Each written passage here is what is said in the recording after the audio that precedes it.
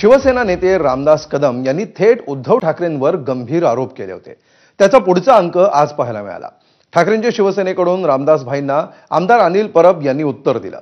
त्यांनी रामदास भाईंवर अनेक गंभीर प्रत्यारोप केले। उद्धव ठाकरेंनी मात्र कदमांच्या आरोपांना थेट उत्तर देणं टाळलं। मात्र गद्दार आणि नमक हराम कोण यावरून हे दोन्ही नेते भिडलेले पाहायला मिळाले। पाहूया आज दिवसभरात काय घडलं।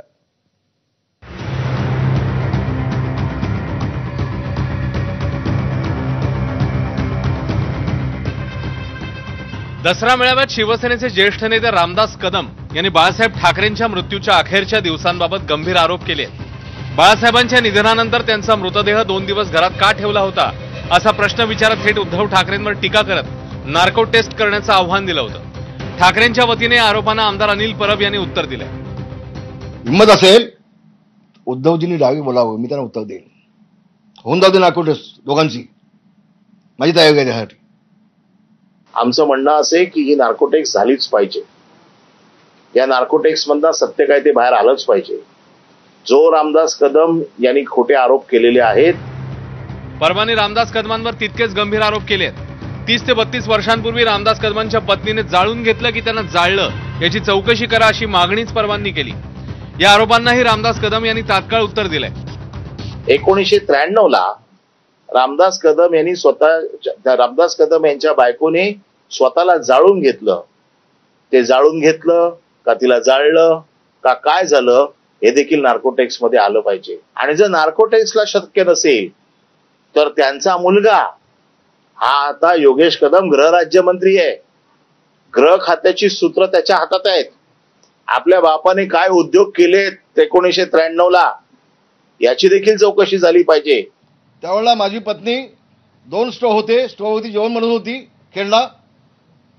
स्टोव्हचा खालची जे साडी असते त्या साडीला आग लागली पहिल्यांदा आणि मग फडका उडाला आणि त्यावेळेला मी वाचवलं माझ्या पत्नीला। हे हात अजून आहे साक्षीदार, हे जळलेलं माझ्या हात आहेत। माझ्या पत्नीला मी वाचवले। 6 महिने माझी पत्नी जसलॉकमध्ये होती, 6 महिने मी ऍडमिट होतो तिथे। मी थांबलो होतो बाजूच्या कॉटमध्ये रूम घेऊन। फक्त पत्नीचा उल्लेख करून परत थांबले नाहीत तर कदमांच्या पुतण्याने आत्महत्या केल्याचा दावाही केला। या आरोप प्रत्यारोपांवरून दोन्ही नेत्यांनी एकमेकांना कोर्टात खेचण्याची धमकीही दिली आहे। कदमांवरील आरोपांची मुख्यमंत्र्यांनी चौकशी करावी अशी मागणी परवांनी केली, तर सीबीआय चौकशी व्हावी असं मुख्यमंत्र्यांना पत्र लिहिणार असल्याचं रामदास कदमांनी म्हटलंय। आम्ही अब्रू नुकसानीचा दावा आता दाखल करतोय। या अब्रू नुकसानीच्या दाव्यात कोण डॉक्टर आहेत हे डॉक्टर समोर आलेच पाहिजेत। या डॉक्टरांची कुठल्या डॉक्टरांनी त्याची काय व्हॅलिडिटी आहे, त्या डॉक्टरची त्याला कुठला अधिकार आहे, खरोखर तो डॉक्टर आहे की नाही, या सगळ्या गोष्टींची तपासणी होईल।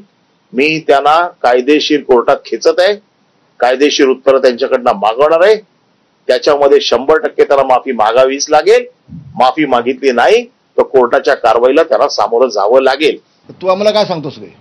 हे धंदे आमचे नाहीत आणि आम्ही आज देखील संसार जीवाभावाने करतो दोघे जण। तर अशा पद्धतीनं तू बदनाम बी केलेस ना, याच्यावरती मी दावा टाकेन। आरोप केले तुमच्यासोबतच, याच्यावरती मी पहिल्यांदा कोर्ट न्यायालयात जाईन। याच्यावरती मी 12 दावा टाकेन। या प्रकरणी स्वतः उद्धव ठाकरेंनी बोलावं, चेले चपाटे चमचे यांनी बोलू नये अशी टीका रामदास कदम यांनी केली होती। मात्र कदमांच्या आरोपांवर बोलणं उद्धव ठाकरेंनी टाळलंय। गद्दार आणि नमक हरामाला उत्तर देत नाही असं ठाकरे म्हणाले। हाडाचे शिवसैनिक असलेले रामदास भाई त्यावर शांत बसले नाहीत, तर उद्धव ठाकरेच नमक हराम आणि गद्दार आहेत अशी जळजळीत टीका रामदास कदमांनी केली आहे। मी गद्दार आणि नमक हरामाला उत्तर देत नाही। तो माणूस गद्दार आणि नमक हराम आहे, त्या नमक हरामाला मी उत्तर देत नाही आणि देण्याची मला गरज नाही। कारण ठाकरे म्हणजे काय आहे हे अख्खा महाराष्ट्र आणि अख्खा देश ओळखतो। त्याच्यामुळे त्या गद्दाराला आणि हरामखोराला मी काय उत्तर देणार नाही। तो गद्दार होता तो मुझे क्यों बिठाता ऊपर सामने कुर्सी पे? तुम्हारा जान बचाने के लिए मुझे बिठाता था आगे। वो भूल गए दिन। आज मैं गद्दार हो गया। गद्दारी बाला साहब से किया है उद्धव ठाकरे ने। मुख्यमंत्री बनने के लिए सोनिया गांधी के पाव के पास जाके बाला साहब की शिवसेना गिरवी रख दी इसने। गद्दार ये है, हम लोग कैसे हो सकते हैं? अनिल परब यांनी केलेले आरोप पुन्हा एकदा बघूया। 1993 ला ज्योती रामदास कदम यांनी आत्महत्येचा प्रयत्न का केला त्याची चौकशी करा। ज्योती रामदास कदम यांनी जाळून घेतलं की जाळलं याची चौकशी करा। रामदास कदमांच्या पुतण्याने आत्महत्या का केली त्याचा शोध घ्या. रामदास कदम यांची नार्को टेस्ट करा. योगेश कदम यांची मंत्रिमंडळातून हकालपट्टी करा. रामदास कदमांवर अब्रूनुकसानीचा दावा ठोकणार. हिंदुहृदय सम्राट बाळासाहेब ठाकरे यांची त्यांच्या मृत्यूनंतर जी विटंबना हे लोक करतायत ती विटंबना आहे. त्याची जबर किंमत रामदास कदम यांच्यासारख्या लोकांना मोजावी लागेल. मग ही किंमत कोणत्याही प्रकारची असेल, कायदेशीर असेल, भावनिक असेल, नियतीची असेल, पण ह्यांना जबर किंमत. बाळासाहेब ठाकरेंच्या संदर्भात तुम्ही अशा प्रकारची विधानं करताय, तुम्हाला लाजा वाटल्या पाहिजे. ठाकरेंकडून किशोरी पेडणेकरांनी किल्ला लढवला तर भाजपचे नितेश राणे आणि शिवसेनेचे नरेश म्हस्के यांनी आपापल्या परीने रामदासभाईंना दुजोरा देत ठाकरेंवर टीका केली. ते भरसटलेत, ते बिथरलेत, त्यांना कशाची भीती वाटते हे आता कळतच नाहीये. मला डाऊट आहे, ह्यांना लिंबू दिलेला आहे, सुपारी देतात तसं ह्याला लिंबू दिलंय, कारण हे लिंबूत वावरतात. होऊन द्या ना एकत्र नार्कोटे, जेणेकरून दूध का दूध पाणी का पाणी कधीतरी झालं पाहिजे.